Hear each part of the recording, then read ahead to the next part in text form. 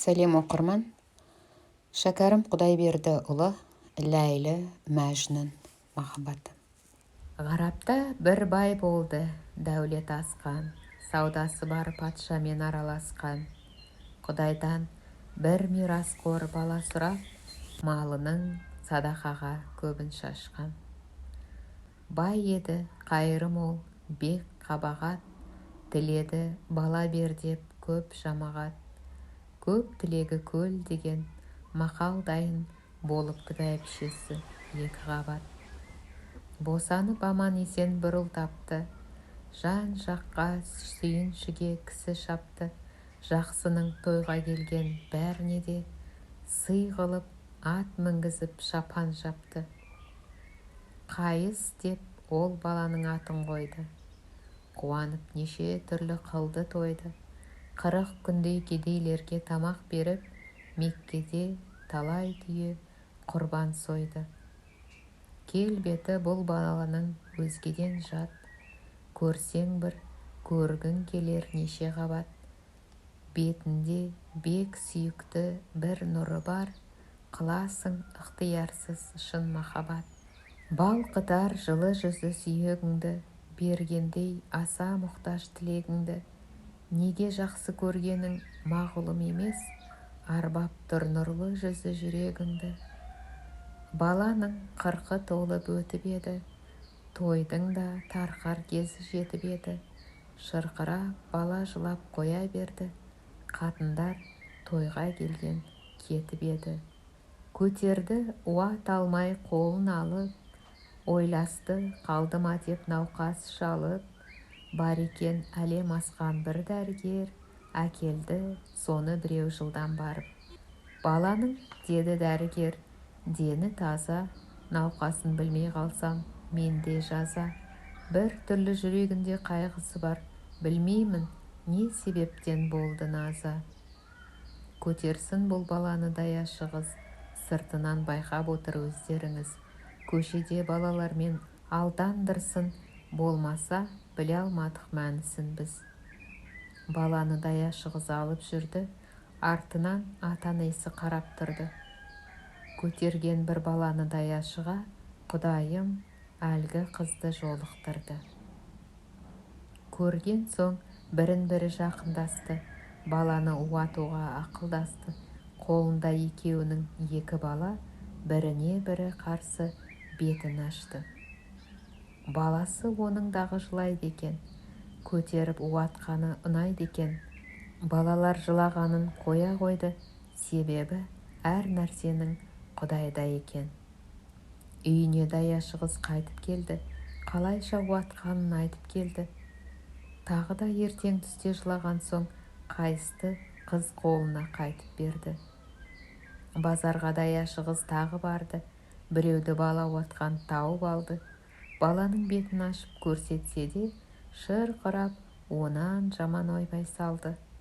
Сол кезде кешегі қыз тағы келді. Баласы зар қағып жүр, қолындағы қайысқа бетін ашып көрсетеді. Жылауын қоям екен, деді дағы. Жүрген соң бірін-бірі жақындасып, уанды екі бала мауқын басып. Күн сайын сол арада жолықпаққа, екі қыз уағда қылды, сөз байласып. Ата мен жөн сұрастық анамыздан, көтерген таныс болдық баламыздан. Бала кім қолыңдағы деп сұрады, қайысты көтерген қыз ана қыздан. Бұл бала бір төренің жалғыз еді, демесең айыбы ел хан қыз еді. Өзіммен осы бала туған бөле, төренің менің шешем балдыз еді. 40 күнде туғанына жаңа толды, шешесі сіздің тойда 3 күн қонды. Жылаған емес енді бұдан бұрын, келген соң тойдан қайтып былай болды. Бұл қызды сұрасаңыз аты Ләйлі. Біз таптық жылағанға мұндай айла. Далада күнде бүйтіп отырмалық, бір үйден күндіз кірер пәтер сайла. Бір кемпір естіп тұрды сөздің бәрін, шақырды, мұнда кел деп. Балаларым, балам жоқ, байым өлген, үйім иесіз отырсаң, қалай кіріп ықтиярың? Үйімде ала қызып тұра алмаймын, мен байғұс үй қыдырып жүре алмаймын. Күн сайын жас баланы бір иіскеп, сендерден одан басқа түк алмаймын. Қайысты кемпір алып сүйіп еді, тал бойы жас балаға иіп еді. Жіберді сүт сорғалап емшегінен, баланың қолы барып тиіп еді. Іс болды таңғаларлық мұның өзі, мінеки сондағы айтқан кемпір сөзі. Жан берген қара тасқа құдайым-ай, жетеді құдіретіңе кімнің көзі. Елуге кемпір едім жасым жеткен, сорлы едім бала көрмей зарлап өткен. Тандыры құрып қалған тас желінен, сүт ақса мұнан бұрын қайда кеткен? Сәлем айт бұл баланың анасына, болайын мен күтуші баласына. Емшектен босанғанша маған берсін, тапсырып бір Алланың панасына. Таптым ғой, таппасам да қайысты мен, қоймай ма мұны көрсе өзі деден. Көзімнен осы бала таса болса, маған жоқ бұл тіршілік сөзіме сен. Қайысты маған берсін, асырайын, жалынып аяғына басырайын. Пұшпағым қанамаған бір сорлы едім, сырымды енді қайтып жасырайын. Сөзімді ұмытпай айт бара сала, көрсетті құдіретін қақ тағала. Көзіме жас, кеудеме сүт толтырып, жібіткен тас емшегім осы бала. Баладан мені айырып зарлатпасын, көзімнен қанды жасты парлатпасын. Тағдырың жазуына қарсы келіп, біреудің қанын жүктеп қарғатпасын. Ләйліні көтерген қыз қайран қалып, құлағын осы сөзге тұрды салып. Мұны да бір емізіп беріңіз деп, кемпірге жақын келді баланы алып. Ләйліні кемпір қолға алған шақта, көңілі тағы емізіп байқамаққа. Емшектің сүті түгіл өзі құрып, қайтадан бұрынғыдай болды тақта. Қайысқа және емізсе сүті дайын, кетеді бұлақ болып сорған сайын. Дегенде қыз емейін дәнеме жоқ, қайран боп біле алмады мұның жайын. Бұл кемпір ұрғашыдан туған зерек, кісі екен оқымысты жөні бөлек. Екеуін бір емшектен емізбеске, Алланың бір хикметі болса керек. Ойлады, осылай деп кемпір ғарып, тағдырды шеше алады кім басқарып. Екі қыз көргенінің бәрін айтты, баланы үйді-үйіне алып барып. Мұны естіп ата-анасы ақылдасты, кемпірге бермек болды қайыс жасты. Кешегі қыз қылды бишара екен, зарлатып қойғанымыз жарамасты. Қайысты ата-анасы қасын алды, кемпірдің қақпасына қарай салды. Зарлының зарлы жайын біледі екен, Құдайға тапсырдым деп алып барды. Қолынан әкеп берді өз баласын, бұлардың ақылына таң қаласың. Мал аяр деп ойлама, тартынбай айт, бәйбіше, сүт хақына қанша аласың? Емеспін, бас болмаса дүниеге зар, 500 қой, осы күнде 100 түйем бар. Қайысқа менің сүтім қарыз емес, сол малды қайта сіздер алыңыздар. Жоқ еді бұрын менің мияз қорым, басымнан қайысты алып кетті сорым. Оллахи, маған малдың керегі жоқ, ол малға ие болмақ сіздерге орын. Сөзіме куә болсын қауымымда, білемін бұл сіздерге ауырында. Мал менен енді менің жұмысым жоқ, болады қайыс болса бауырымда. Десе де, мал алмаймыз болмайды бір, қазға есептетіп жазғызып жүр. Қойыпты тамам малын қайыс қарнап, ал енді Ләйлі жайын тыңдады отыр. Жылады Ләйлі тағы ертең түсте. жолыққан ол балада мұндай іске кемпірге даяшы қыз алып келіп уатты сол арада азар күшке. Қайыстан бір тынбайды кетсе жылап, байқады анасы да әбден сынап. Оны да сол үйге әкеп асыратты, әкесі шешесімен қабат ұнап. Ер жетті екі бала сонда тұрып, жасынан тату болды, бірге жүріп. Балалар 9 жасқа келгеннен соң апарды үйлеріне киіндіріп. Мектепке оқысын деп берді екеуін, молда да баласындай көрді екеуін. Бірі бай, бірі төре жалғызы деп, қадірлеп, ардақтайды елде екеуін. Барады екі уақыт сабағына, қайтады мезгілімен тамағына. Бұларда махаббаттың нұры бар деп, қарайды жанның бәрі қабағына. Отырса сабақ оқып өңкей бала, қайысқа ләйлі келер тұра қала. Мына бір сабағымды ұмыттым деп, өтірік бір оқуға жабар жала. Сондайды сылтау қылып сөз қатады, іштегі ғашық неге тек жатады. Хат жазса мына жазу дұрыс па деп, біріне бірі апарып сынатады. Теріс деп талас қансып шындасады, бірі оқып, кейде бірі тыңдасады. Қапыда балалардың көзін алдап, сөйлесіп қабағымен ымдасады. Тесіліп оңашада қарасады, есінен көп қараса адасады. Бірі болса іші қандай, тысы да бір, сықылды егіз бала жарасады. Кітабын ұмытқансып, тастап кетіп, келеді іздеген боп қайта жетіп. Көріспек, сөйлеспекпен бар ынтығы, нәрсені неше түрлі сылтау етіп. Ау дейді, қайыс десе ләйлі келіп, жауапты ләйлі үшін қайыс беріп. Жұмысы күні бойы осындай іс, айтайын қайсы бірін түгел теріп. Ғашықтық өсе берді барған сайын, бұлардың әркім білді осындайын. Ләйліні жібермеді сабағына, шешесі естіген соң қыздың жайын. 13-ке жаңа келдің балам, деді, сөзім бар айтатұғын саған деді. Біреуге жас басыңнан болдың ғашық, анықтап айтты біреу маған деді.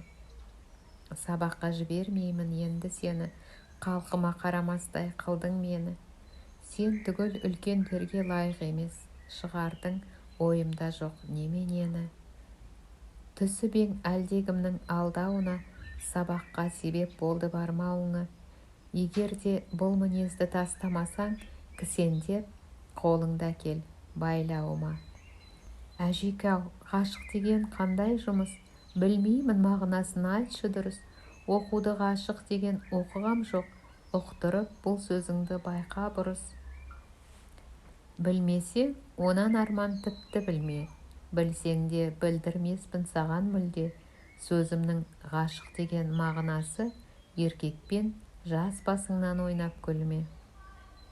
Шошыды сонда ләйлі есі шығып, айтқанын шешесінің әбден ұғып, мұнан да жерге кірген жақсы ғой деп, ұялып, сырт айналып кетті бұғып. Ұядан жаңа шыққан қаз едім ғой, ұға алмай бағанадан наз едім ғой. Сөз еді бұ не деген сұқпан Алла, ондайдан Құдайға хақ таза едім. Әжекай, көп емеспін, жалғыз едім, болсам да жақсы жаман хан қыз едім. Қойғандай көзің көріп сөз айтасың, артымнан мені қашан аңдып едің.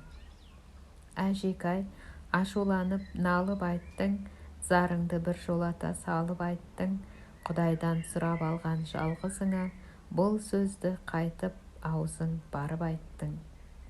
Қарағым, бұл сөзіңе мен не дейін, демеймін жалғыз сені кейтейін. Әншейін үйде отырып ісіңді қыл, сабаққа бармай-ақ қой мұнан кейін. Серт қылдым, енді сені шығармасқа, балам жоқ ермек қылар сенен басқа.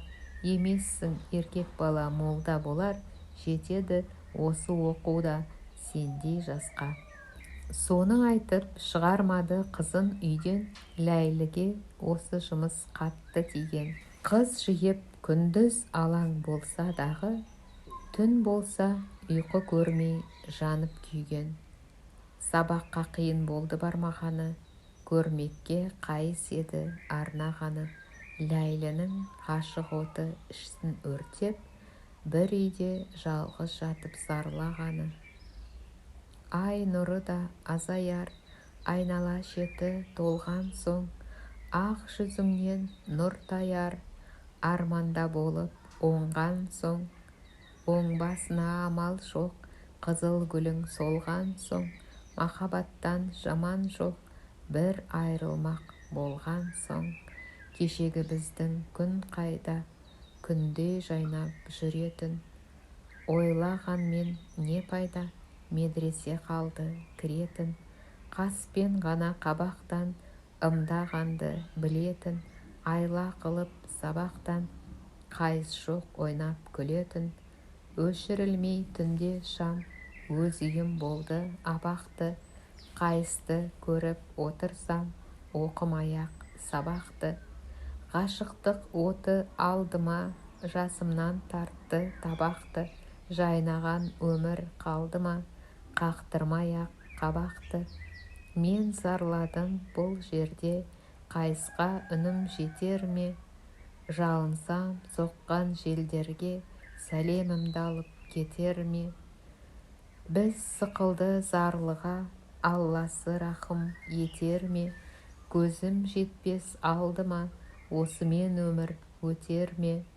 Қайысым саған не қылсам, жан жүрегім сенде тұр.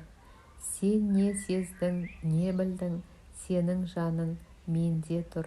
Менің жаным өзіңде, менде құры кеуде тұр. Екі көзім көзіңде, бір көрейін деуде тұр. Көзімді жұмып жатайын, түсші келіп ойыма, жанымды алшы сатайын, тал шыбықтай бойыңа. Көңіліме нұрың келгенде, кіргендейсің қойныма. Тілегімді бергенде, тойдым қашан ойныңа. Қосылмадым, қосылдым, айта алмайсың бекер деп, қосылуға шошындым, жалыным өртеп кетер деп. Жанымды аяп қалмадым, өзіме залал етер деп. Аузыңнан сүйіп алғамын, осынымда жетер деп. Мен тартайын уайымды, мұнымды қайыс білмесін. Осы көрген жайымды ол естіп жүрмесін. Қабағын шытып қамығып, қайғылы өмір сүрмесін.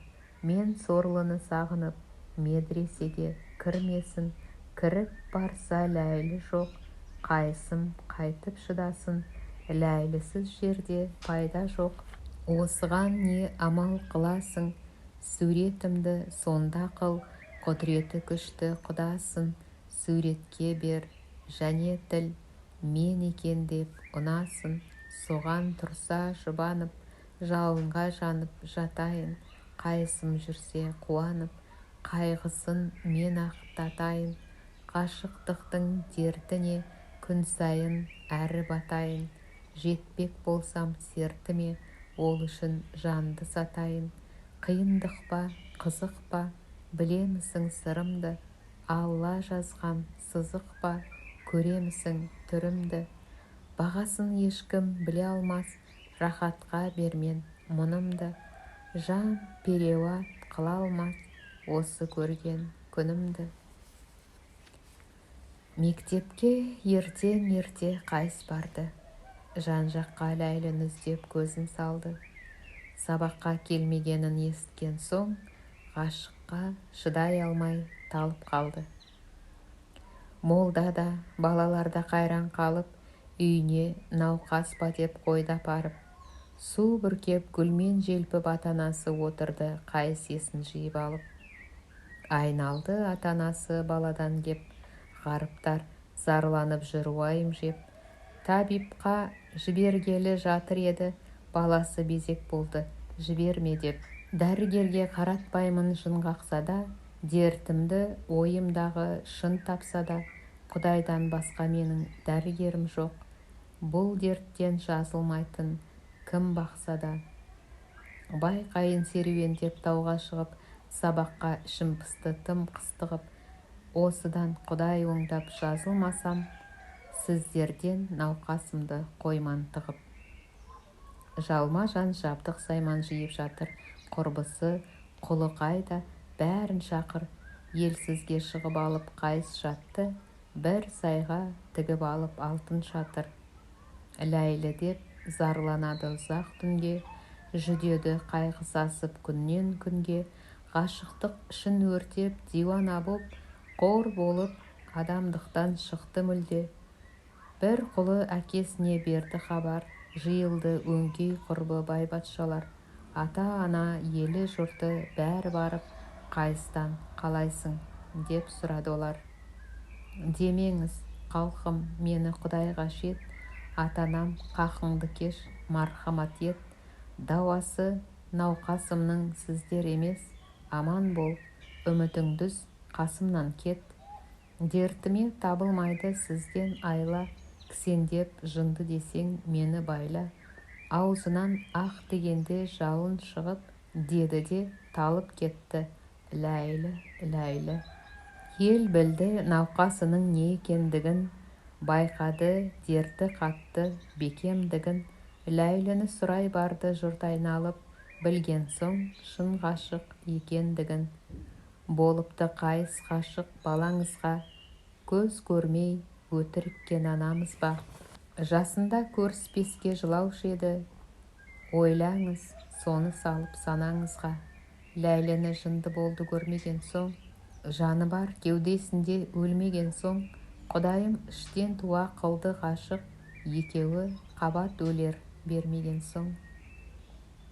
Бұл сөзге әкесі айтты, көнбеймін деп, өлсе де жалғыз қызым, өлмеймін деп. Бұл үшін қалқым маған өкпелеме, қызымды бір жындыға бермеймін деп. Ләйліні бермегенін қайыс білді, өткізді жылауменен күндіз түні. Сауыққа ұйқы тамақ бір қарамай, айырылып ақылынан болды жынды. Жалындап ғашық оты өртеді ішін, сол қайғы ақылымен алды күшін. Ғарапша Мәжнүн деген жынды демек, Мәжнүн деп ат қойылды соның үшін. Бұл дертке ем ойлады жұрттың бәрі, бар екен бір қария адамдары. Құшақтап Байтолланы тілек қылса, көңілінен шығар дейді ғашық жары. Мәжнүнге елі жұрты түгел барды, Меккеге жүріңіз деп көп жалбарды. Қалқы мен атанасы зарласа да, олардың тілін алып бармай қалды. Көнбеді Байтоллаға апармаққа. Бұл хабар жайылыпты шар тарапқа, баяғы асыраған сорлы кемпір сол естіп іздеп келді Мәжнүн жаққа. Көзіңнен айналайын қайсымай, қарлыққан сені жоқтап даусымай. Жібіткен қара тасты қара шығым, дүниенің көз жұмғанша ауысуай. Жатыр ем науқастанып есім жимай, кеудеме кетті естіп қайғым симай. Қарағым тілегімді беремсің, көзімнің қоямысың жасын тыймай. Меккеге тілімді алып барамысың, анаңды көрнеу отқа саламысың. Ләйлімен бірге өсірген қарызым бар, қақымды мойның алып қаламысың. Зарлады осылай деп кемпір ғарып, сүйегін соның сөзі кетті жарып. Жылама, сорланам деп айтты Мәжнүн, қақыңнан құтылайын Мекке барып. Меккеге алып барды ата-анасы, көзінен тыя алмайды аққан жасын. Мәжнүннің зарлап айтқан сөзі мынау, құшақтап Байтолланың босағасын. Арғы атам, адам ата, хақ пайғамбар, айрылып Хауанадан болыпты зар. Дұғасын осы арада қабыл қылдың, бере көр тілегімді Пәруардігер. Шығарма Ләйлі дертін жүрегімнен, айырма ғашық отын сүйегімнен. зарлатып өмірімде күйіп жанғыз, өзімнің болды дейін тілегімнен. Ләйлінің мен атасам құрметті атын, көңіліме қатты бекіт махаббатын. Жолдасым бейнет болсын, жауым рахат, көп тартқыз ғашықтықтың михнатын. Күн сайын рахатымды қашыра бер, дертімді жалындатып асыра бер. Көп жүргіз, бейнет көргіз, жасымды алма, қайғының ең ауырын басыма бер. Қорықпаймын жаз күнімде өлемін деп, айтамын бір Ләйлі үшін көнемін деп. Бір Алла рахметіңмен уағда қылдың, пендеме шын тілесе беремін деп. Жалғанда жануменен өткізе бер, тыныштық рахатымды кеткізе көр. Дүниеде қосылуға жазбасаң да, өлген соң мұратыма жеткізе көр. Мәжнүннің осы болды бар тілегі, Ләйліден басқада емес жан жүрегі. Ел жұрты ата-анасы күдер үзді, бұл дерттен жоқ екен деп түзелмегі. Қайтадан елге жүрді қадам басып, күн сайын жынды болды қайғы сасып. Аң болып айдалада жүремін деп, айрылды халқыменен амандасып. Жалынған қарамады сөздеріне, жабылса бой бермейді өздеріне. Ата-ана, елі жұртым аман бол деп, көрінбей кетті алыста көздеріне. Қаңғырып шығып кетті елсіз жерге, кез болды осындай дерт қайран ерге. Адамнан аң сықылды көрсе қашып, қосылды даладағы киіктерге. Елсізде аңмен бірге қаңғырыпты, тау мен тас дауысына жаңғырықты. Жартаспен жаңғырыққан жауаптасып, лебізі тиген жерді жандырыпты. Әй жартас, мен айтқанды сен де айтасың, дертімді мазақ қылып ұлғайтасың. Ләйлінің менен өзге ғашығы жоқ, ұқтыршы, сен Ләйлі деп кімді айтасың? Сенің де Ләйлі деген жарың бар ма? Ішіңде мен сықылды зарың бар ма? Атама ғашығымның құрметті атын, ынсап қыл, рахым, ұят арың бар ма? Жандырма жанып тұрған жүрегімді, ерітпе атын айтып сүйегімді. Ләйлінің атын жалғыз мен атайын, зарлатпа, бер жалынған тілегімді. Сенің де жарың болса Ләйлі аттас, қайғылы сорлы болсаң өзім заттас. Сен неге қанды жасты ағызбайсың, болып пең ғашығыңның дертімен тас. Көрмеймін көз жасыңның парлағанын, кеудеңнің біліп тұрмын жанбағанын. Қайғылы бір ғаріпті мазақ қылып, жарай ма ғашықпын деп алдағаның. Соны айтып Мәжнүн жылап зарлағанда, көзінен қанды жасы парлағанда, ұшқан құс жүгірген аң шыдай алмай, жиылып тұс-тұсынан аңдағанда. Оларға мұңын айтса зарландырып, баршасы жабырқайды тыңдап тұрып. Аңменен әбден үйір болып алып, шөп оттап су ішеді бірге жүріп. Ләйлі деп зар қағады күндіз түні, жылайды аң шуылдап шыққанды үні. Аңның да ақылы бар, хал тілі бар, жалған деп ойламаңыз сірә мұны. Сол кезде бір саятшы қақпан құрып, бір киік ілініпті оттап жүріп. Көрген соң киік тұстап алғандығын, шыдамай келді Мәжнүн зыр жүгіріп. Жалынып саятшыға жетіп барды, ағатай, мен де осындай едім зарлы, оқалы алтындаған тонын беріп, өзімдей ғарып қой деп киік талды. Аңшыдан алды сатып киім беріп, Мәжнүннің кетті киік соңын еріп. Ұстаған бір көгершін және біреу, жолықты қарсы алдынан кездей келіп. қолынан алтын жүзік берді дағы, босатып қоя берді оны тағы. Киік пен көгершінге бас ұрады, зарланып мұңын айтып ойындағы. Сендерге сыр айтуға ұяламын, адасқан ақылымнан диуанамын. Залалсыз бір ғаріппын, менен қашпа, аңға ерсем адам ермей уанамын. Дейді де екеуіне кете деріп, шөп жейді хайуанша бұда теріп. Мәжнүннің сырын біліп аң қашпайды, Құдайым оларға да ақыл беріп. Сонымен жүре тұрсын елсіз сайда, баяғы зарлап жатқан Ләйлі қайда. Аз ғана сол туралы сөз айталық, ол байғұс жатыр екен қандай жайда. Мәжнүннің ғашығымен күйіп жанып, көрмейді ұйқы тамақ мейірі қанып.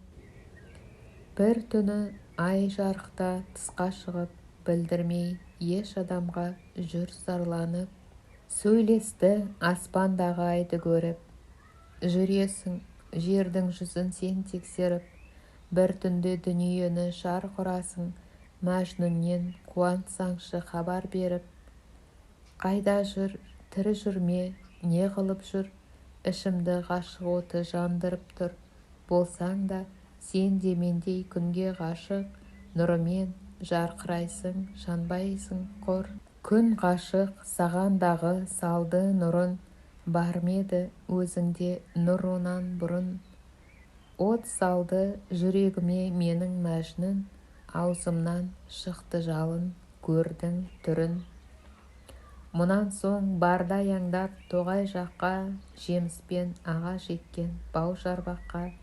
Түндегі жылы желдің лебізімен сөйлесті жасыл гүлмен жапыраққа.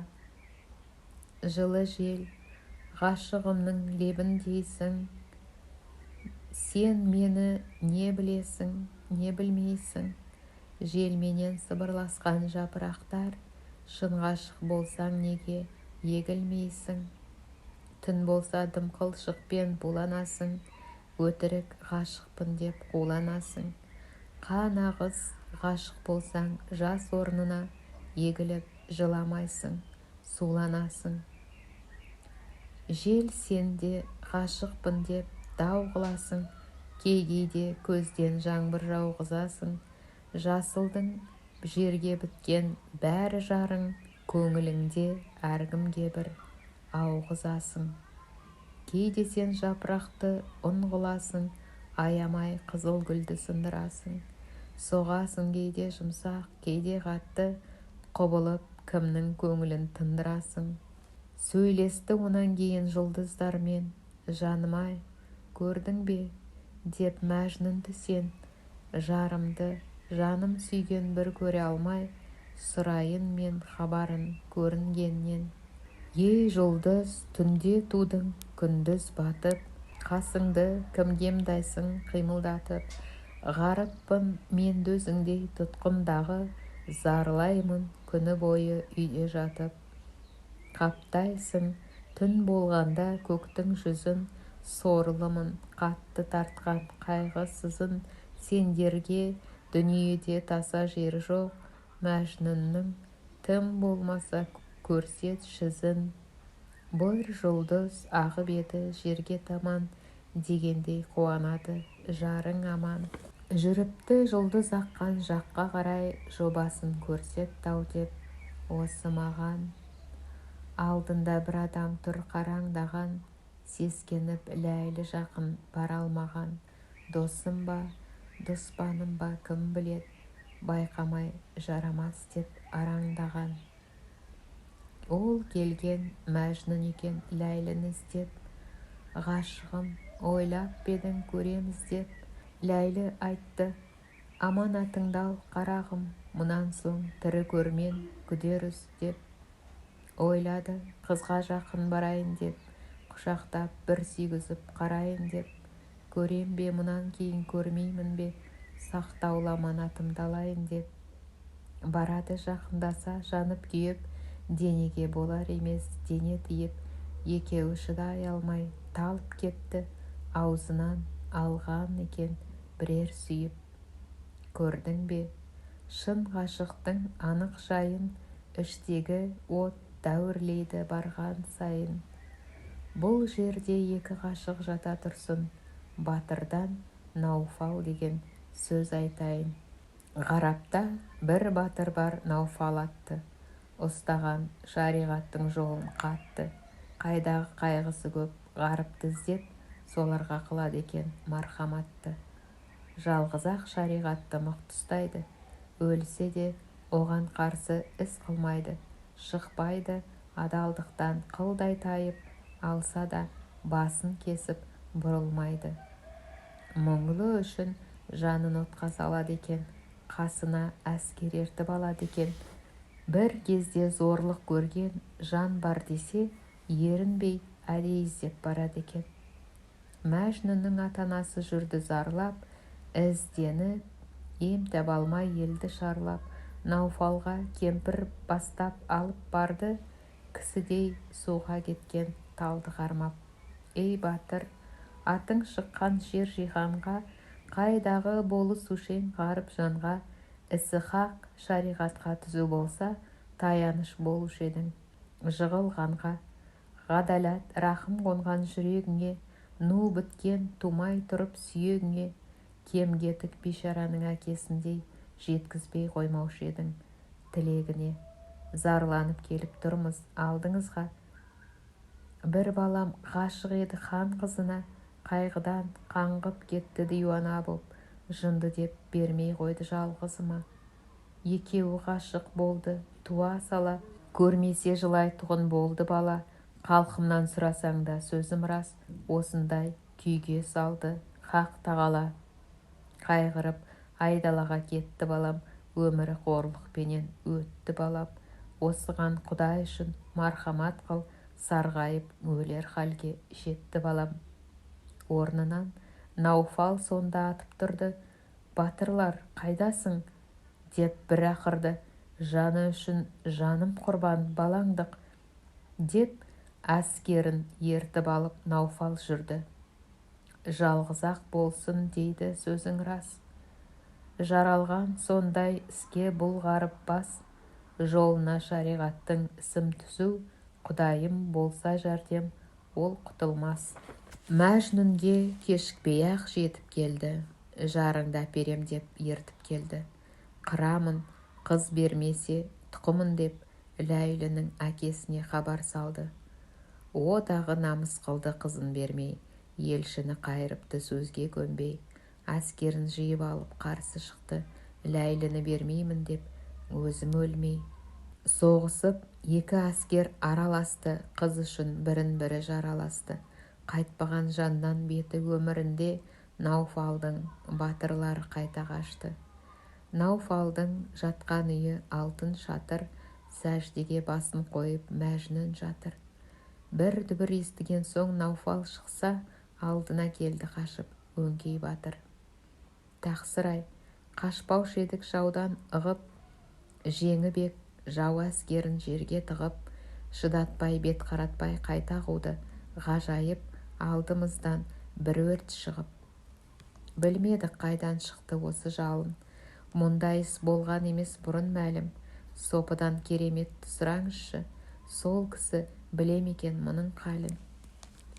Сопы айтты, Мәжнүн жатыр хақтан тілеп, әскерін ғашығымның қор қылма деп. Анық-ақ бұл керемет содан болды, сұраңыз, нанбасаңыз өзін әкеп. Ол айтты, тілегенім рас хақтан, бұл әскер келді ғой деп жарым жақтан. Мәжнүнге Науфал сонда жалыныпты, қарағым, дұға қылма енді сақтан. Жатырмын қырылысып жарың үшін, ойлаймын жеңейін деп арым үшін. Осының бәрі жалғыз сенің қамың, аянып тұрғаным жоқ жаным үшін. Деді де өзі бастап Науфал барды. Қой дайын қасқыр тиген қырып салды, ұрғызбай аңдып жүріп жолдасына, тірідей қыз әкесін ұстап алды. Бермедің қызды неге сұрағанда, зар қылып елі жұртың жылағанда, біреудің жалғызының қанын жүктеп, тимей ме қызың байға бұ заманда. ей батыр, дәтімді айтқыз, сөзім тыңда, бермедім намыс ойлап мен басында, амалсыз ойнасына қыз берді деп, дұспаным табалайтын тұр қасымда. Қаңғырып кетті қайыс онан кейін, жындыға қыз берем деп мен не дейін. Жаңада біреу келіп құда түсті, халқымнан сұраңыз, мен үндемейін. Ләйліні айттырды деп ебін салам, қалайша жалған айтып тірі қалам. Әперсең кісі қақын әпересің, өзің біл, не қылсаң да енді балам. Науфалдың қаны қашты, көзі жайнап, бармағын ыза болып алды шайнап. Сен маған кісі қақын әперме деп, бір жағынан Мәжнүн тұр ағатайлап. Алмаймын әперсең де кісі қақын, бар еді Ләйліге бір жазған хатым. Сенімді жолдасыңнан соны жеткіз, сізге жоқ, онан өзге аманатым. Жеткізбек болды Науфал аманатты, осындай көрдің бе шын Бекзатты. Шақырып Зәйд деген бір жолдасын тапсырды, қызға бер деп осы хатты. Құтылды қыз әкесі шынын айтып, қайтеміз басқа бекер сөзді ұзайтып. Құдайдың қоспаған бір іс екен деп, еліне Науфал батыр кетті қайтып. Зарланып қалды Мәжнүн онан жаман, басына қайта түсті ақыр заман. Далада тағы қаңғып жүре тұрсын, келелік Ләйлі деген қызға таман. Бағана екі ғашық қалған талып, отырған Ләйлі есін жиып алып, Мәжнүнді талып жатқан тұрды күтіп, бетіне торғын шәлі жаба салып. Тұра алмай ғашық жары қалды сауып, Ләйліні даяшығыз алған тауып. Мәжнүнді көрмегенсіп жүре берді, өсекке қалармын деп қылып қауып. Аздан соң тұрды Мәжнүн есін жиып, әрі-бері шәліні иіскеп жатты сүйіп. Онан соң Науфал тауып алып кеткен, жарыңда әперем деп жанды қиып.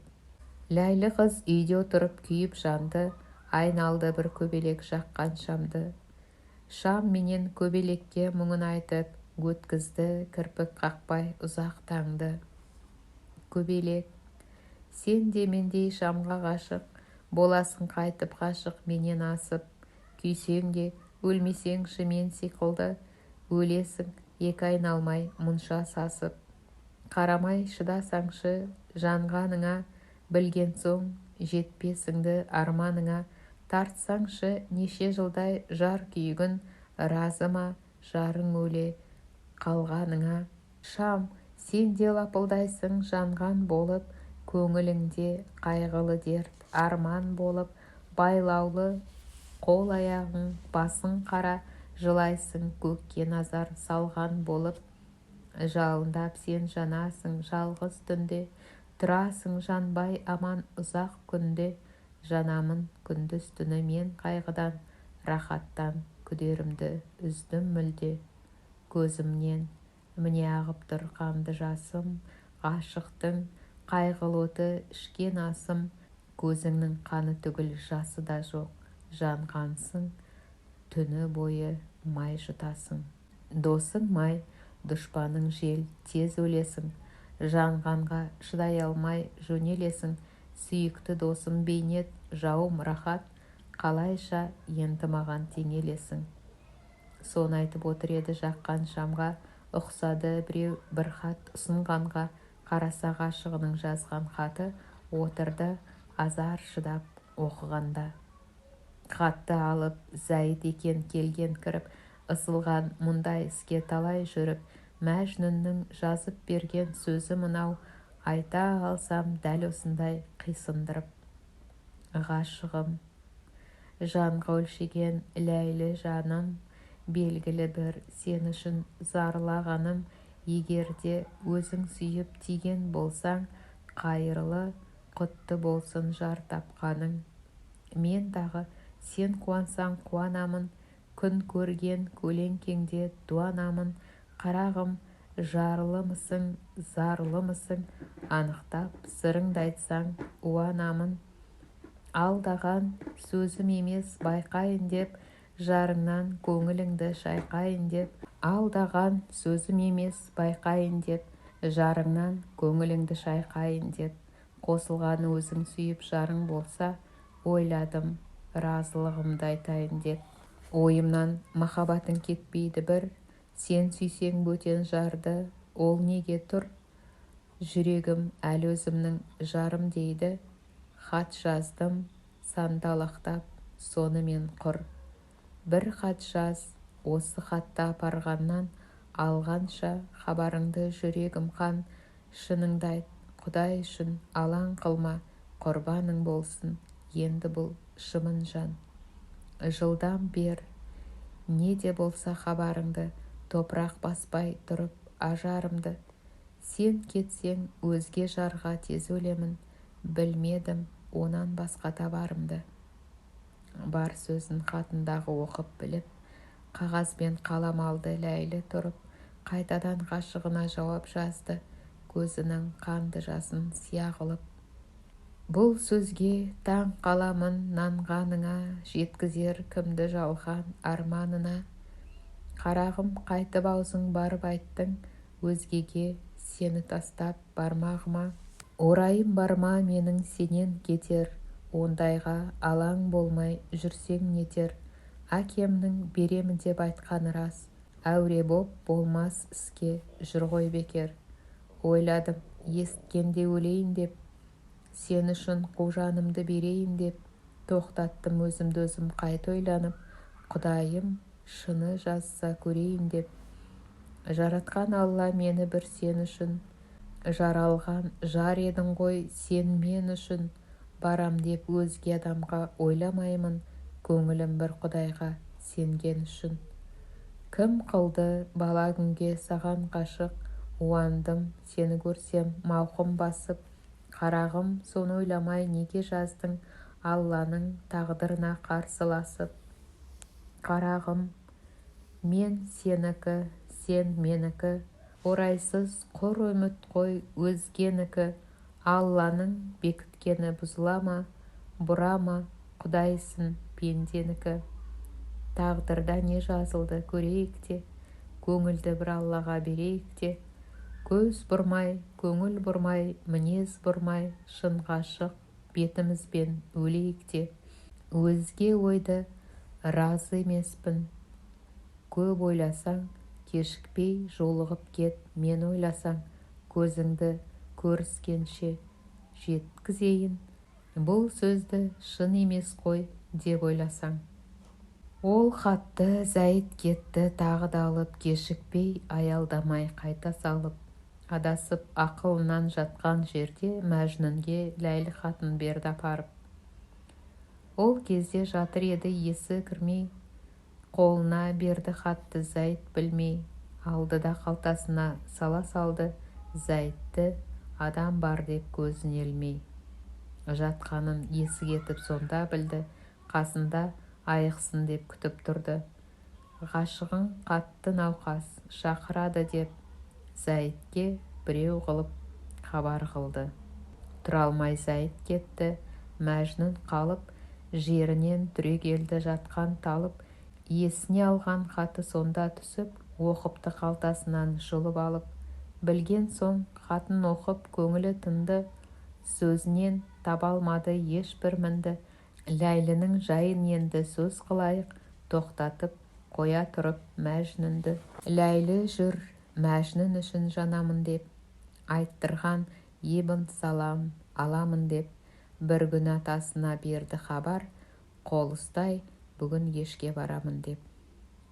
Той қылып шақырыпты талай елді, қанша сый тарту менен күйеу келді. Бір қабат ебін салам байбатшаға, Ләйліні кеш батқан соң әкеп берді. Төсекке күйеу жатты, Ләйлі жатпай. Қарағым, неге отырсың, сөзде қатпай, шеш тағы киіміңді қойныма кір, ұялып отырмысың маған батпай. Ойлады бір айлы айтып қарайын деп, қасыңа ынтық едім барайын деп. Бір пері жас күнімнен аңдуш еді, келіп тұр жақындасам алайын деп. Төсектен күйеу басын жұлып алды. Қайда тұр ол пері? деп көзін салды. Айтса да алдайын деп Ләйлі өтірік, бір пері түсі суық келіп қалды. Мұрны көк, төмен ерні жер тірейді, даусы жауған күндей күркірейді. Ләйлінің құдай қосқан жар емессің, қанеки, маңайынан жүрші дейді. Ешқашан бұған жақын келме дейді. Өзінде жүзі түгіл көрме дейді. Біреудің ғашық жарын аламын деп, қорлықпен азап көріп өлме дейді. Ләйліден өлтірмеймін, аулақ жүрсең, өлесің, қолын ұстап жүзін көрсең, мың жаның болса дағы сені қойман, осындай іс көрдім деп хабар берсең. Ант етті ебін салам айтпаймын деп, сертімнен бір айтқан соң қайтпаймын деп, Алланың қоспағанын аламын деп, мойныма кісі қақын артпаймын деп, деді де, уағдаңнан жүрме тайып, сол пері болып кетті көзден қайып. Болса да іштен құса ебін салам, бұл сырын жан қайтпады елге жайып. Ол дағы батыр еді ер жүректі, жүрегін ғашық оты ел жүретті. Ләйлінің жүзін көрмей тұра ала ма, аяғы басқан сайын кейін кетті. Періден қорықпаса да уағдасы бар, таяма айтқанынан қайраттылар. Сарғайып запырандай солды жүзі, болса да денесі тас қайдан шыдар. Келсе де Ләйлі менен бір жатпайды, қолынан жүзін көріп дәм татпайды. Жазылмас дертті болды қайран батыр, адамды шын ғашықтық шыдатпайды. Жүрегін ғашық оты кетті шарпып, күн сайын жүдей берді қайғы сартып, жақындап өлер халге болды дерті.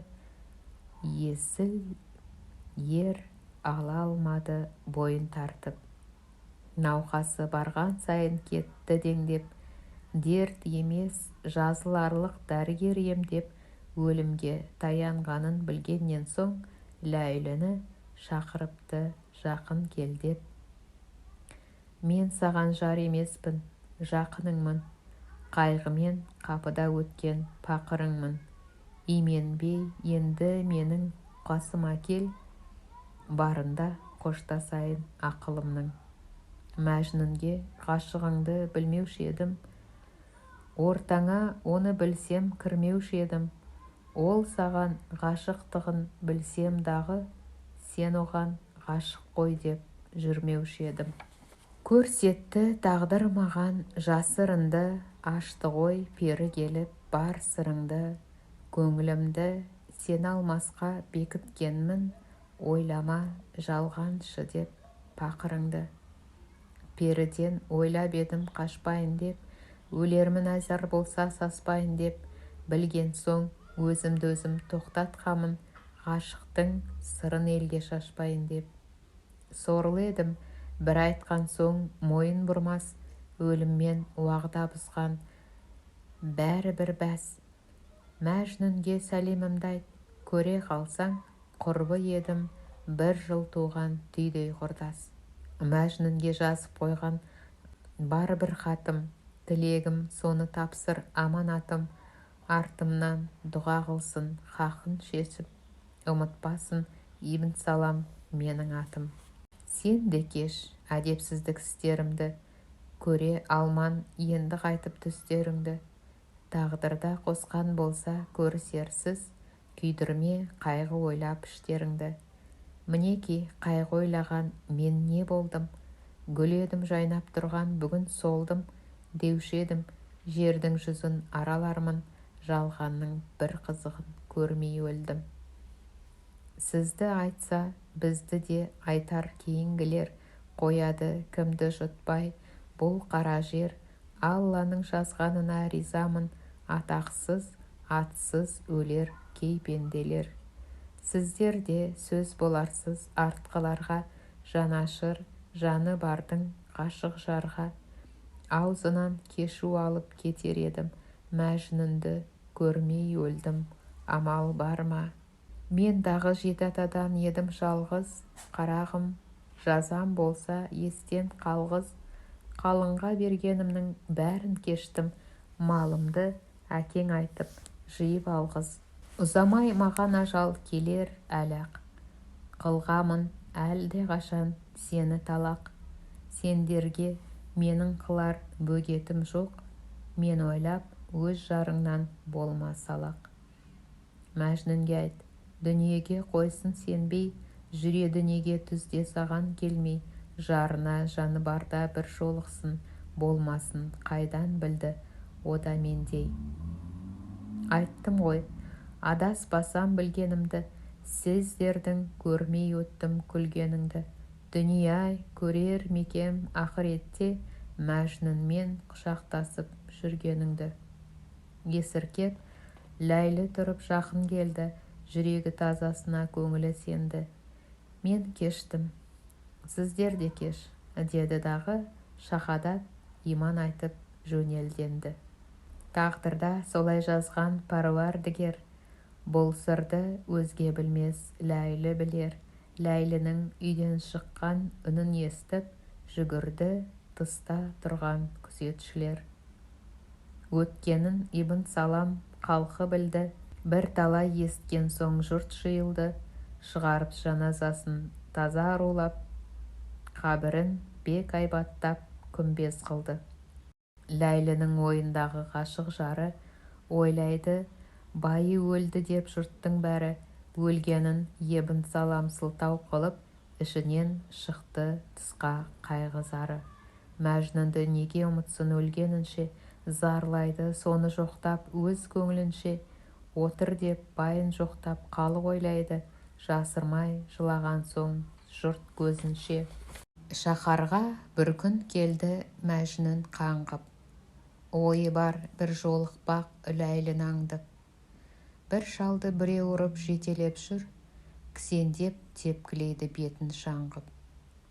Жүгіріп Мәжнүн келді ағатайлап, ғаріпті не көрасың қолын байлап. Сорлының әлде қандай жазасы бар, ұқтырып айтыңызшы маған жайлап. Әкемді осы өлтірді таспен ұрып, кетіпті ұрған тасы миға кіріп. Осыдан кегің дал деп қазы берді, жазасын тартқызамын өстіп жүріп. Мұнымды шариғатқа сыйғызамын, жетелеп елден қайыр жиғызамын. Өлтірсем, қинасам да ер көзімде, көнбесе қазір мойнын қиғызамын. Жүктедің сорлау неге адам қанын, есіркеп шықпай қалды азар жаным. Бар еді бұл адамда қандай кегің, әкесін өлтіргенің не қылғаның. Ұрып ем ашу қысып таспен атып, басына жіберген тас кетті батып. Қатеден мұндай күйге душар болдым, қайтесің мен сорлыны былшылдатып. Бұл шалды не қыласың мені қайда, кісендеп аяғыммен қолым байла. Бейнетті мұның үшін маған тартқыз, бар дейсің қайыр сұрап айтшы қайда.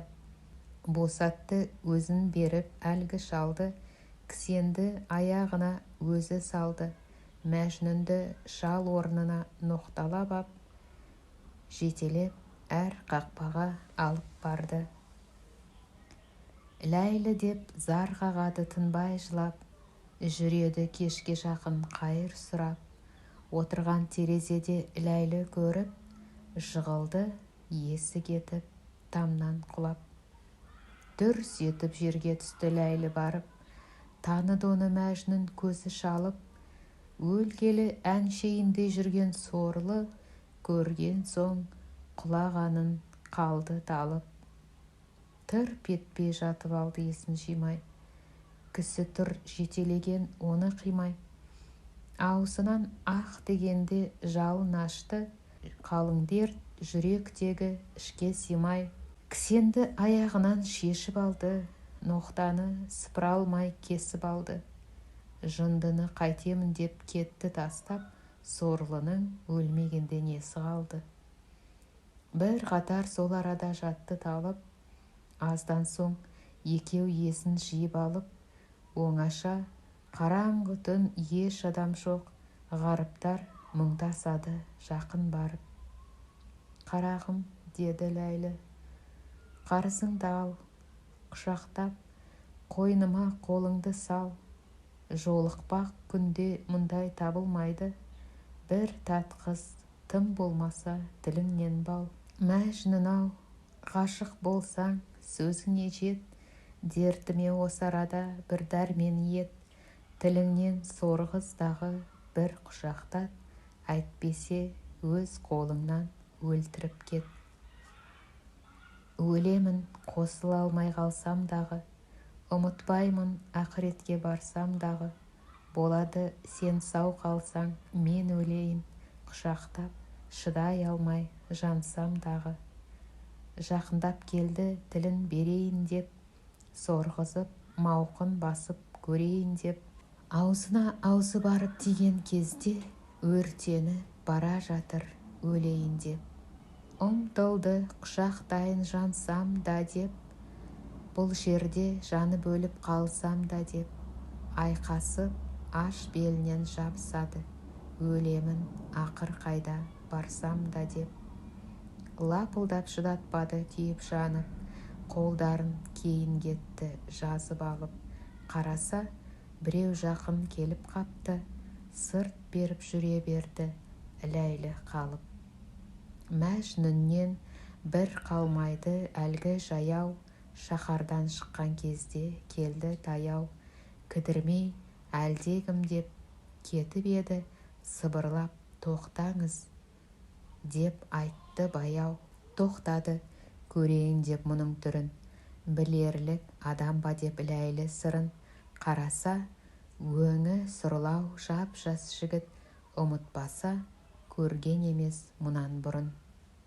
Қасына келіп тұрды сәлем беріп, байқадым құшақтасқан сізді көріп. Қойныңнан қосылғанда от шыққан соң, келіп ем білейін деп артың айырып.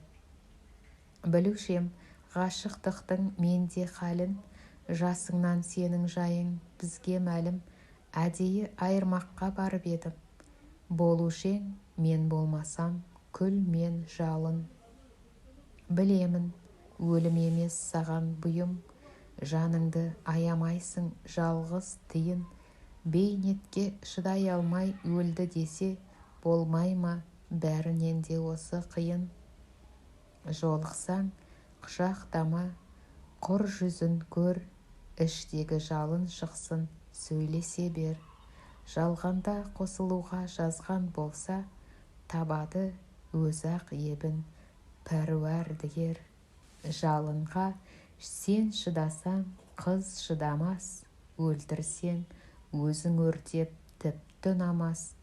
Еркектен қайда көрсең әйел нәзік, қаңғырған соны көріп мен бір қубас. Бар еді менің де бір сүйген жарым, көрмесем құрушы еді ынтазарым. Шыдамай ғашықтыққа өліп кетті, көп айтсам қозғалады іште зарым. Мен сенен ақылды емен, жол көргемін, қайғыны өз әлімше мол көргемін. Ғашығым дүниеден өткеннен соң, біле алмай қайтерімді сенделгемін. Демеңіз әдебі жоқ неткен тантық, айтамын жан басын деп ерте қамтып. Тең емес бақайыңа біз бүйткенде, сіздердің ғашықтығың 100 есе артық. Сорлының сенде мендей біреусің, Ләйлінің ғашық болған күйеусің. Беремін тым болмаса хабар алып, сен менің кім екенімді білемісің? Білмесең, Зәйіт еді менің атым, аз емес басымдағы михнатым. Бір қызға Зейнеп деген ғашық болып, күн сайын асып еді махаббатым. Қыз өлді, мен артында тірі қалдым, зарланып моласына күнде бардым. Өлгенше жолдас болып жүрейін деп, артыңнан әдейі іздеп жаяу салдым. Мен сенің баяғыдан досың едім, хат тасып хабарыңды қосып едім. Ол кезде ақылыңның жоқ кез еді. Аз ғана айықсын деп тосып едім. Зейнептен сонда хабар алып едім. Деген соң қатты науқас барып едім. Мен сорлы шыдай алмай жөнелгенде, жия алмай сен есіңді қалып едің. Мәжнүнге жолдас болды қоса зарлап, екеуі екі қызға жылайды арнап. Бармаған тау, баспаған жер қоймайды, шар құрып дүниені жүрді шарлап. Бір күні Зәйт айтты Мәжнүнге кеп, бір ақыл көңіліме түсіп тұр деп, Ләйліге ебін тауып жолығайық. Барайық, сен соқыр боп, мен жетелеп. Мәжнүнді соқыр қылды көзін тартып, жетелеп, кейде арқалап, мойнын артып, қолына талдан жуан таяқ беріп, шаһардың көшесінде жүр сандалып. Ләйлі де өлер болды зарлай-зарлай. Шыдасын о да қайтып күйіп жанбай, қасына бір қыз ертіп тысқа шықты, жатуға күні бойы шыдай алмай. Жоқтайды Ләйлі жылап ғашық жарын, қараңыз терең оймен қылғандарын. Бұлтқа аспандағы мұңын айтып, болады шығармақшы іштен зарын. Қайғырдың қара бұлт мұнша неге, келдің бе разы болмай дүниеге. Мәжнүнді көре алмаған мен сықылды, жүрмісің ғашық болып бірдемеге. Қарайып қамығасың тым құрыстап, күркіреп үхілейсің дертің ұстап. Көңілің от, көзіңнен жас жаудырасың, сағынған ғашық жарын маған ұқсап. Кейде шатырлайсың қаһарланып, көрсетіп қайратыңды тым мақтанып. Аузыңнан отты жалын оқ шығады, қайтесің біз жазасыз кетсек жанып. Ғаріпке жараса ма осындай жол, ешкімге ғашық болсаң залалсыз бол.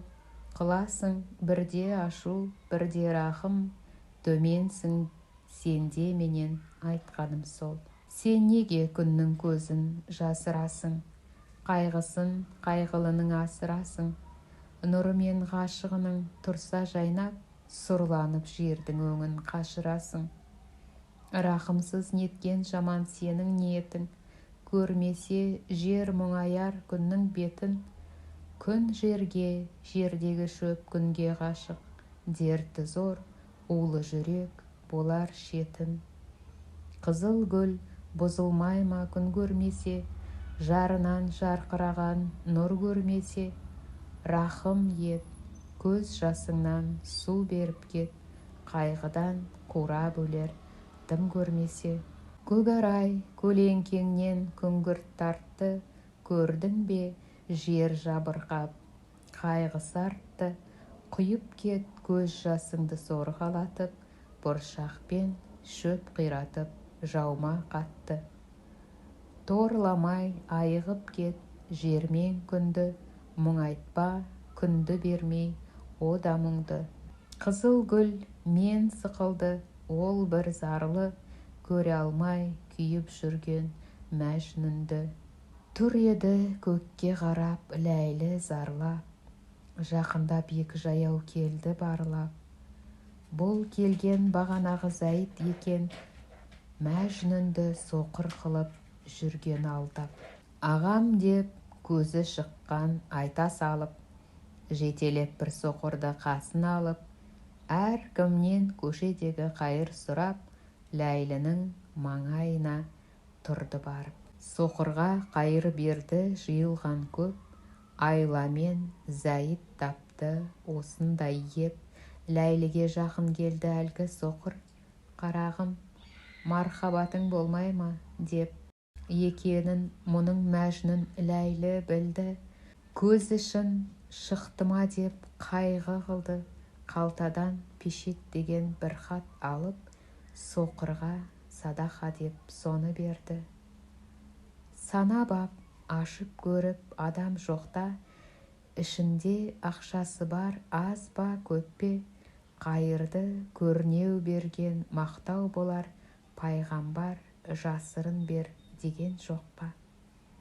Берген соң сол қағазды алды соқыр, ашпай-ақ қалтасына салды соқыр. Алса да садақасын кетіп қалмай, сол жерде табан аумай қалды соқыр. Ғашығын көре тұра кетсін қайтып, зәйіт тұр алдандырып сөзді ұзайтып. Өзгелер кет десе де тіл алмайды, Ләйліге кетемін деп мұңымды айтып. Жоқтаймын, бұл көз емес, шын көзімді, кім ұғып, кім ұқпайды бұл сезімді. Бақытым жоқ, дертім қатты бір сорлымын, саламын жанған отқа күндізімді. Бұл көзім жоқ болса да бардай көзім, жоғалған шыны ғашық жардай көзім.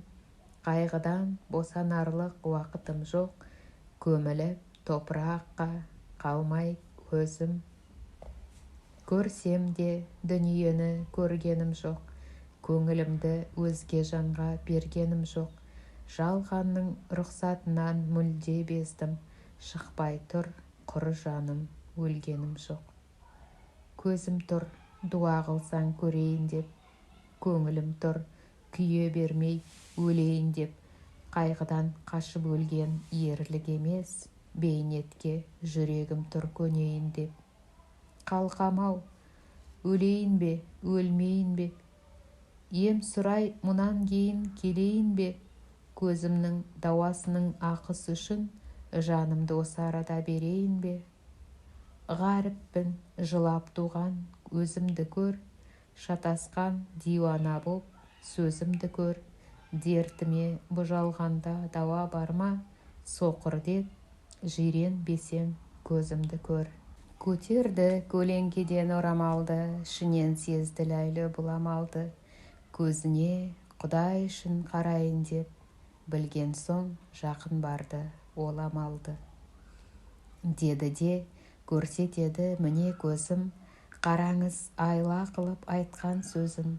Соқырмын, түзу тұрмай жығыламын, беліңнен ұстат, дейді мықтап өзің. Амал мен аш белінен алды оралып, жығылды шыдай алмай Ләйлі талып. Іштегі ғашықтықтың қызу өтіп, Ләйлінің бара жатыр үсті жанып. Жүгірді көрген жандар тұра сала, соқырды зәйт кетті сүйреп ала. Ләйліні өз үйіне алып барды, әр жері көйлегінің күйген шала. Ақылын жиып алды біраз тұрып, бұған да айла тапты ойлап жүріп. Салулы қалтамдағы сіріңкені жандырды-ау әлгі соқыр қақтырынып. Бір жерін денесінің жалын шарпып, күн сайын іштегі дерт барады артып. Жүре алмай бұрынғыдай түрегеліп, бір жола жатып алды төсек тартып. Мәжнүнді оңашада алып кетті, Ләйліден айрылдым деп налып кетті. Жарының садақа деп берген хатын аулақта қалтасынан алып көрді. Бір жүзік, екі бөлек салған хаты, біреуі Ибн Салам аманаты. Біреуін өз қолымен Ләйлі жазған, қоштасып ғашығына айтқан дәті. Бұл өлең қызық емес көрер көзге, сырты мұз, іші жалын, мағына сөзге. Жамағат құлақ салмай ойыңды сал, Ләйлінің хатындағы мынау сөзге. Қарағым, екі хаттың бір аманат, өзіңе сәлем айтты неше қабат. Іші дерт, уағдасы берік, бір сорлы екен, байғұстың қатесін кеш, қыл мархабат. Өзімнің екінші хат жазған хатым, қоштасқан бір жолата мінәжатым. Көзіңнен айналайын жылай көрме, мен кетсем қалды өзіңде махаббатым. Қарағым, жерім қиын келе алмайсың, бір келіп тілегімді бере алмайсың.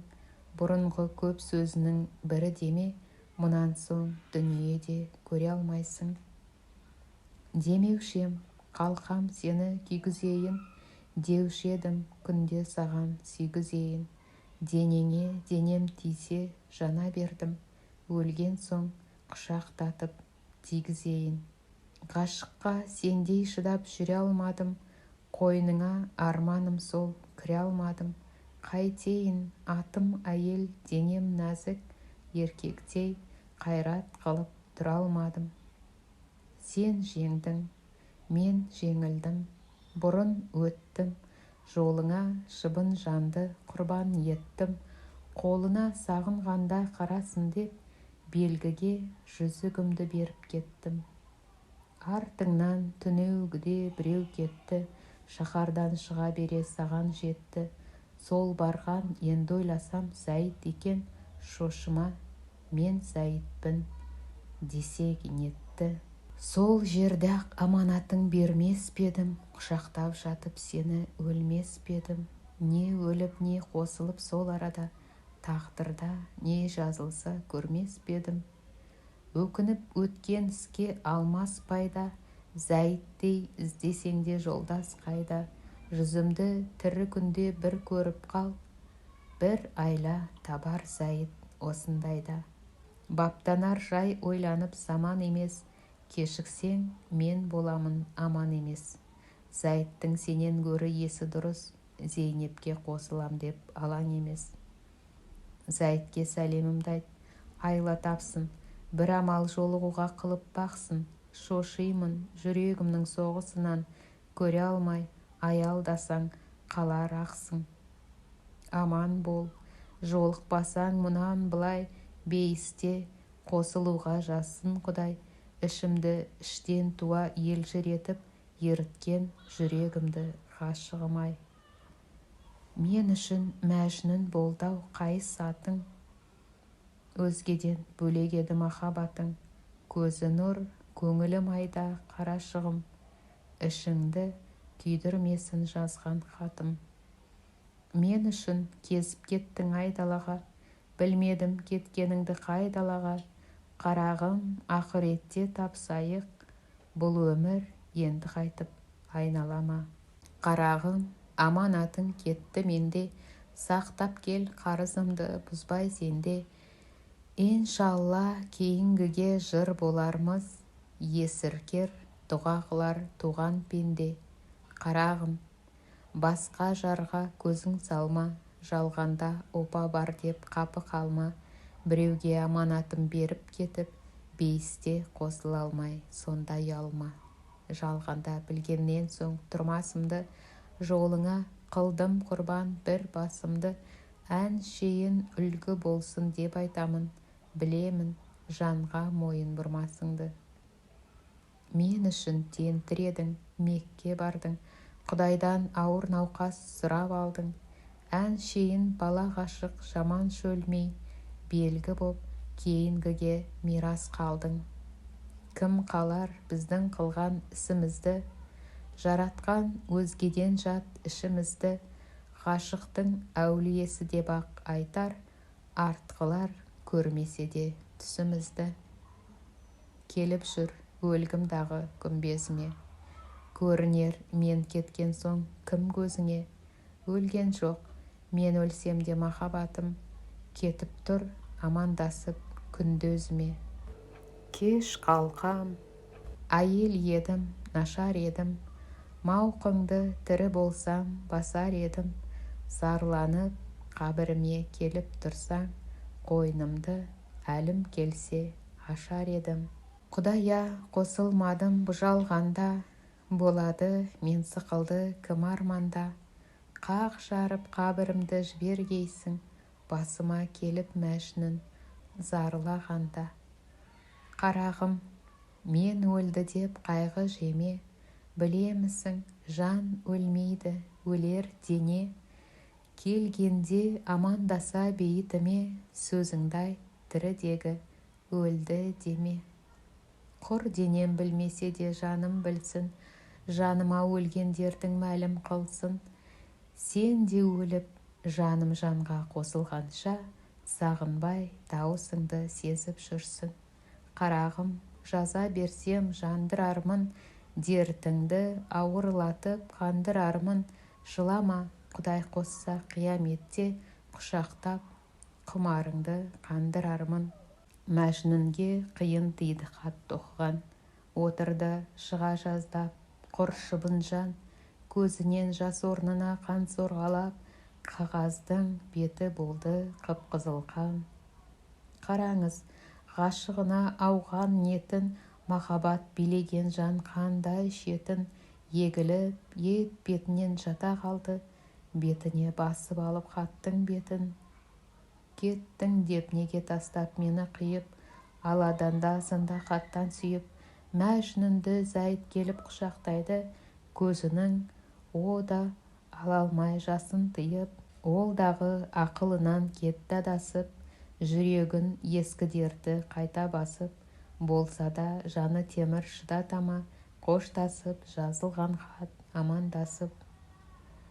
Көтерді есін жиып Зәйд басын, жек көрді хат сөзінің мағынасын, Мәжнүнді уатуға сөз айтады, ғашығың тірі неге зарланасың? Хатында бір жолық деп айтқан жоқ па, бастама жаман ырым әзір тоқта, онан да жолығуға қам қылайық, ұмтылма күні бұрын құрулыққа. Бос оймен не қыласың бос қиңіреп, кеттің деп неге тастап зарладың кеп, өлмеген оны өлді деп өзің өлсең, о да айтса не дер едің тастадың деп. Хатынан тірі екені байқалады, оның да көңіл өзіңдей шайқалады, сендерге ғашық оты аз ғана ма, қалайша өлмеймін деп айталады. Нана тұр Құдай үшін бұл сөзіме, белгілі менің жайым болды өзіңе, кеудемде жаным болса бір қосайын, жарыңды көрсетемін бір көзіңе. Әуелі мен келейін онда барып, онан соң барамыз ғой қайта салып, жолықпақ уағдамен жер дайындап, құмарды бір басалық оңашалып. Соны айтып Зәйд кетті шаһар жаққа, Ләйліге тірі болса жолықпаққа, үміттің қауіппенен арасында теңселіп Мәжнүн отыр сандалақта. Тірі ме өлі ме екен көремін бе, жолығып аманатын беремін бе, келгенше қайта хабар шыдай алмай, Ләйліні бір көре алмай өлемін бе. Ойлашы осы кезде Мәжнүн қандай, жанып тұр тұла бойын өрт алғандай, қолымен басын сүйіп сұп-сұр болып, өзінің барлығында байқай алмай. Жоғалар демалысы мүлде сарқып, маңдайын дегенде жалын шарпып, өзегі үзілгенше өксігенде, лебізін ала алмайды қайта тартып. Мөлдіреп екі көзі көкке қарап, білмеймін қай тілекті қылды талап. Ләйлі деп әлі келсе бір айтады, бетінде қанды жасы тұр сорғалап. Кейде тірілгендей өліп кетіп, көтерер қайта басын қалт-құлт етіп, суретін келістіріп айта алмадым, қолымды жылы жүрек дірілдетіп. Көңіліне түсірдім бе шын келбетін, мұндайды келістірмек тіпті шетін, оқыса бір художник бұл сөзімді, бұлжытпай салар еді-ау дәл суретін. Жігіттер, кім даяйсың мұны алмай, шыдайды ол ғаріпті кім аямай, жүрегім махаббатым тоқтатпайды, жазайын десем дағы тым аямай. Бір жолы өлсе әйтеуір жұмыс бітті, бұл Мәжнүн екі өлімнің бірін күтті.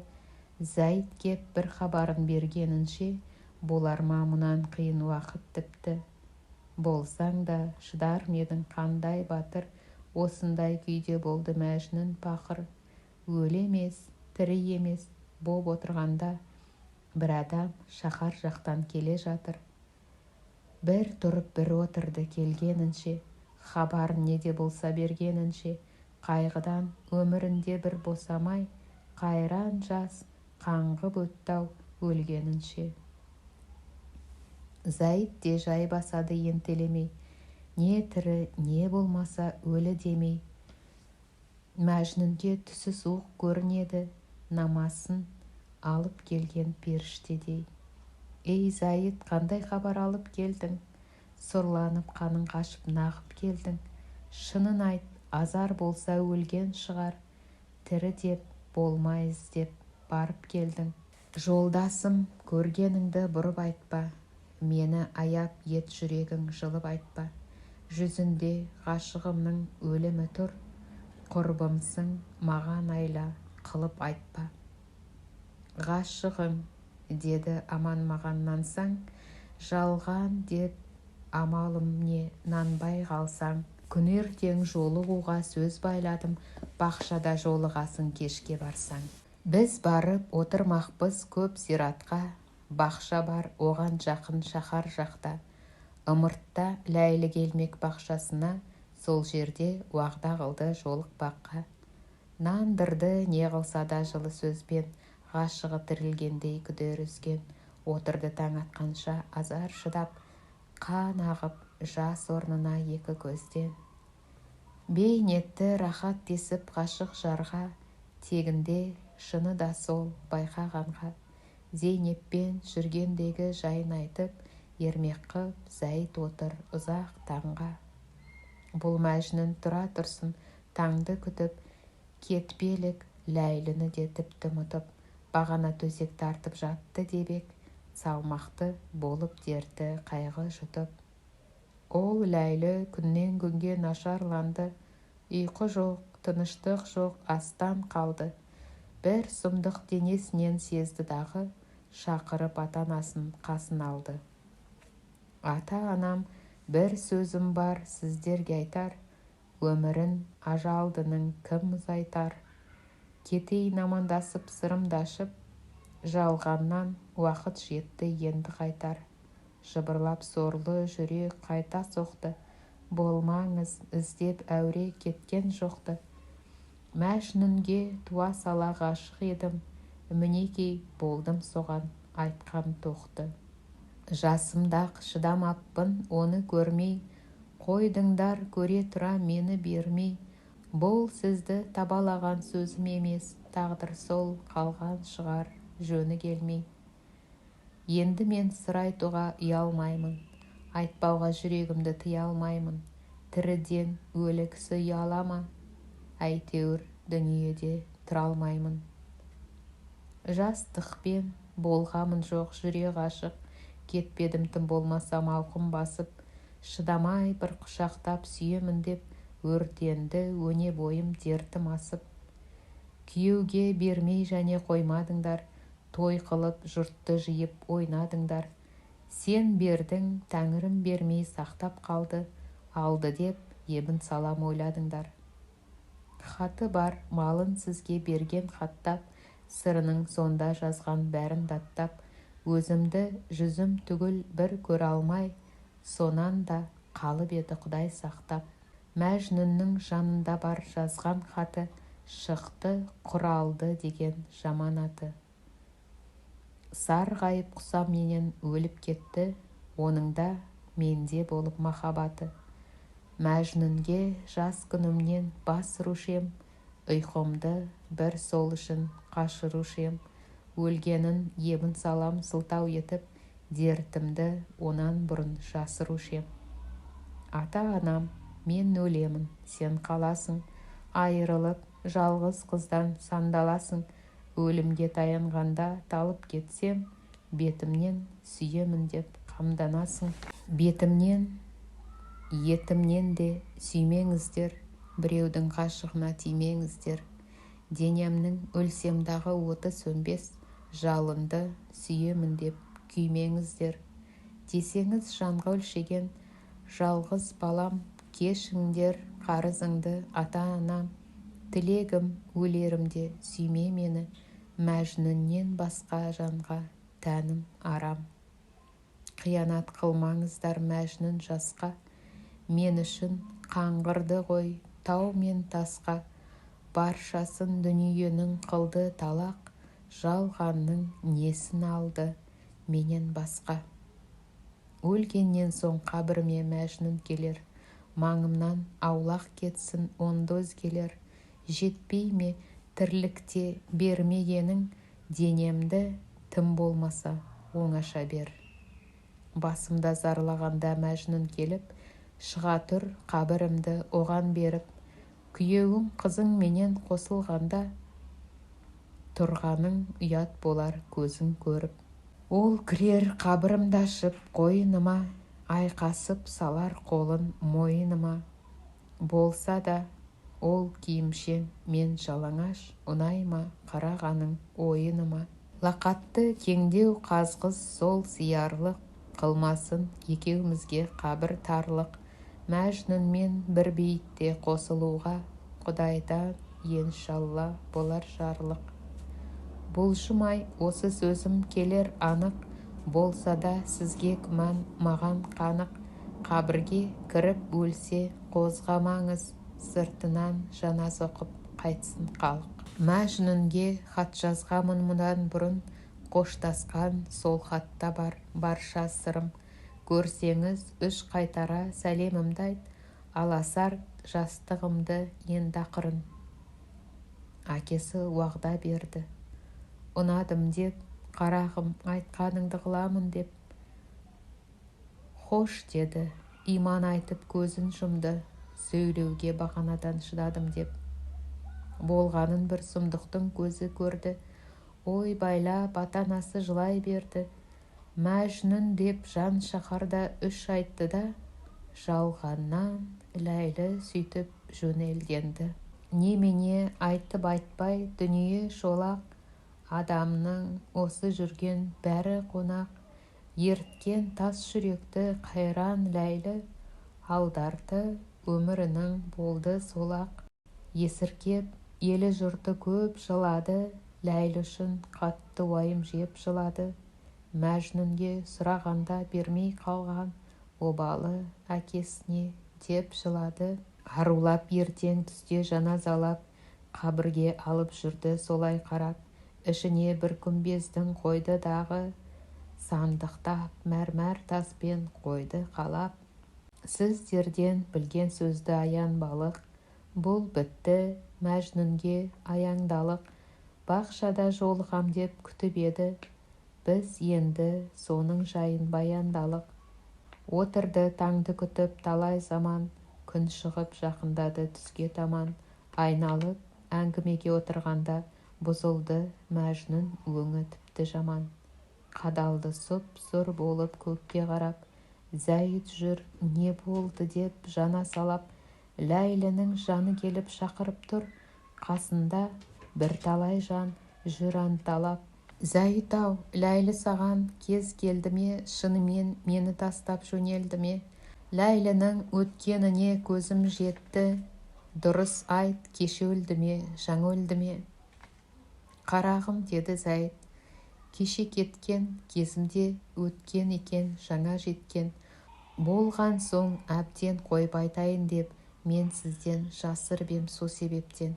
Кеш айтсам кешікпейсің, тез барасың. Ләйліні өліп жатқан бас саласың, құшақтап өліп кетер деп ойладым, өлімге онсыздағы қас қарасың. Зәйд-ау, енді отырмыз кімге айналып, мен тірі жүре алам ба онан қалып? Жүрлеп жаны келіп шақырып тұр, қабірін тура көрсет тез апарып. Тоқтамай соны айтты да кетіп қалды, Ләйлінің бейітіне жетіп барды. Түлкі алған қыран бүркіт сықылданып, құшақтап қу моланы жатып қалды. Қарағым, неге кеттің ала кетпей, қор болып мұратыма қалдым жетпей. Сен үшін тыным алмай 3 жыл жандым, артыңа тастап кеттің рахым етпей. Қарағым, мен өлген соң неге өлмедің?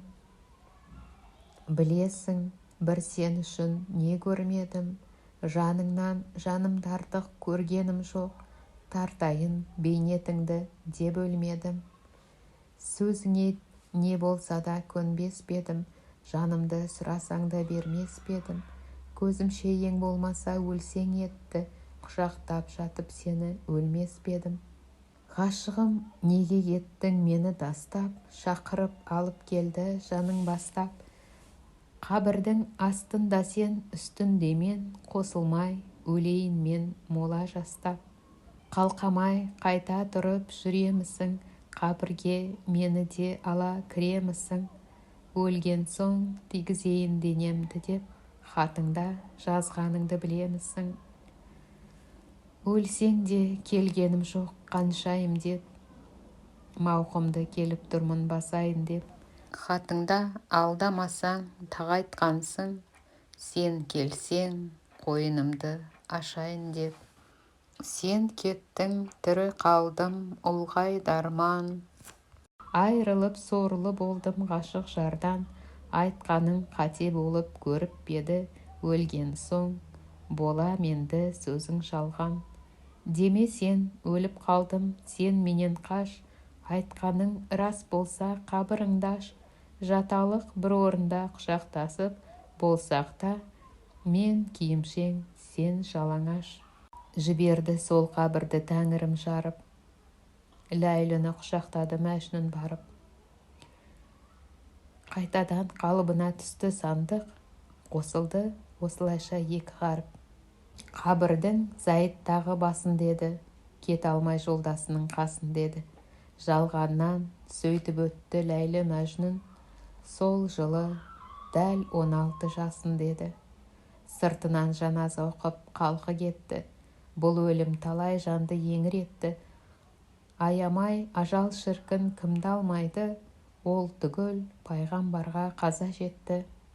Зайыт пен Ләйлі Мәжнүн ата-анасы зарлаумен сонда тұрып өтті жасы. Мәжнүнді асыраған сорлы кемпір, оның да сол арада бітті жасы.